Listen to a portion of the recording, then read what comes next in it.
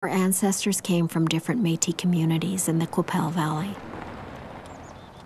The Métis settlement where Janice played as a child is long gone, but we've come back to see if we can find any traces of the people and places she once knew.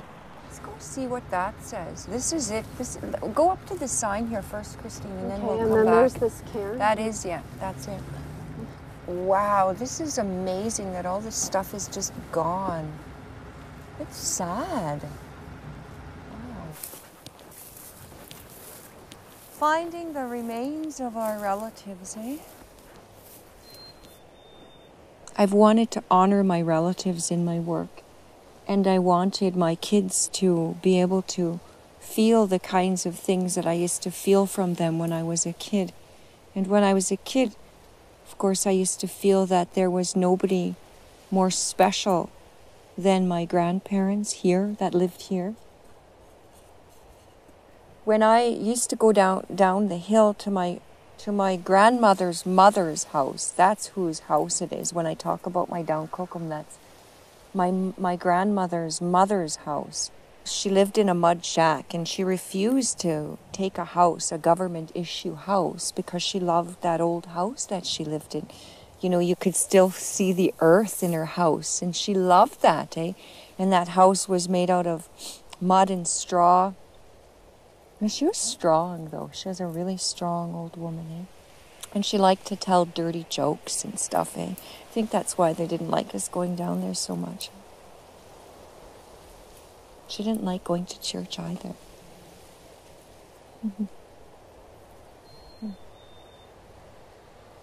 I almost get shivers standing here, you know, looking at that mission school. I do. I remember that church. Oh, I have so many memories of that church and that school. That place is like an indoctrination camp. You know, it basically tried to make us into something that we weren't. And at a great price, you know. Janice paid that price through the violence she witnessed, experienced, and survived. But she's more than a survivor. She's living proof that change is possible. I'm not unique. There are lots and lots and lots of women like me.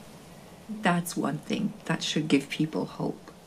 I have 2 sons, and I love my sons more than I love my life itself. Now I have 2 grandkids, and I have a daughter-in-law, and I love them more than I love my life itself. Because I do. I wanted to ensure that their lives would be better than the life that I lived. I also wanted to show other people that it has to stop. It has to stop. The violence, it has to stop. It has to stop.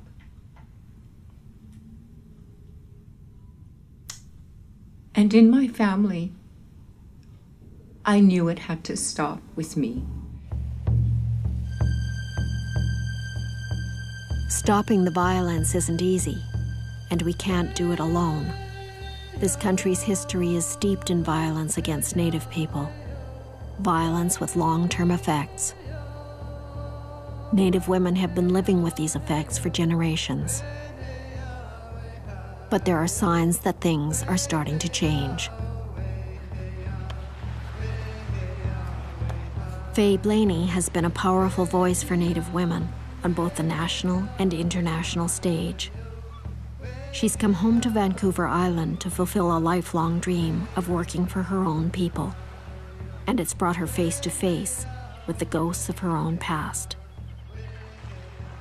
I had fled from here from some really difficult circumstances, a lot of violence and sexual violence, and I landed in the street of Vancouver. But in that time, I think I was really vulnerable. I know I got into the fighting. You know, I used to walk around with a big chain around my waist to hit people with. And I did drugs, and I drank a lot, and yeah, I scrapped a lot. And so I think I was really vulnerable to that experience of being one of the missing women. My mom left when I was about 5 years old, and she lost her husband, my dad, about a year earlier. But she had a permanent bruise on top of her eye, and she was telling me that my father did that to her. And my father really had a reputation of being very, very strong, physically strong as well. And so I can imagine how he used that against her and beat her. So she married and had 4 children immediately. I came quite quick after she got married. I'm the oldest, and then I have a brother and then 2 sisters. And so the youngest one was only 6 months old when my father drowned. And after he drowned, she was being sexually assaulted in her own home.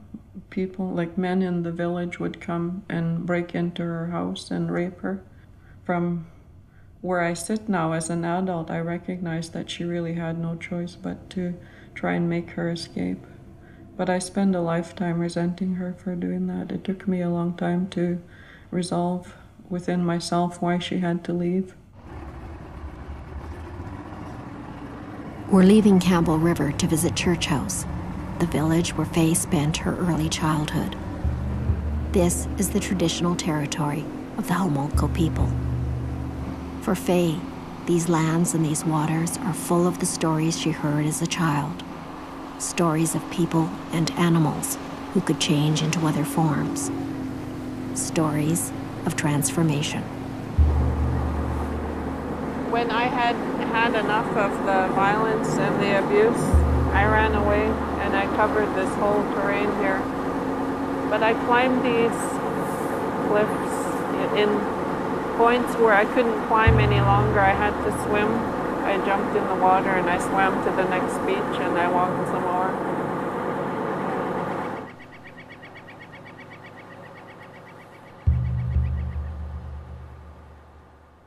You know, when I left here, I was running away. I ran away when I was 13, and I stayed in the city. My education was a part of my liberation, and it took a lot of years, I guess 27 years, to be able to finally come to terms with what happened to me and be able to come back and be that agent of change that no one was in my childhood.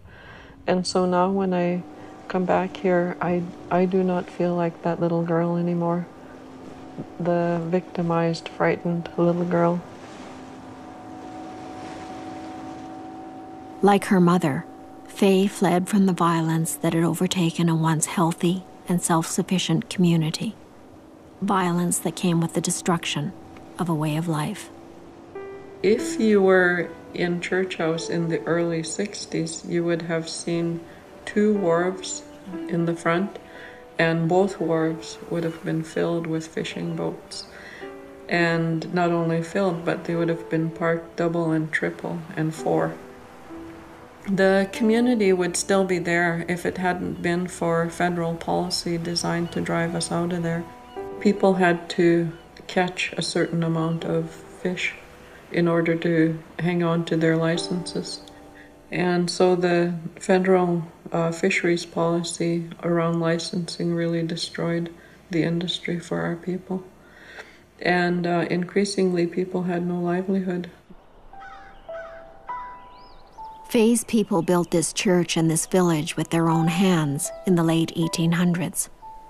But government policies, residential schools, and the loss of their traditional economy all took their toll. And eventually they were forced to abandon the village altogether. This place still has enormous significance for Faye and her community, and they hope that one day they'll be able to return. But in the meantime, there are still important reasons for Faye to come here. And who is buried back here of your family? My granny Emily is the one that I was really very excited about seeing.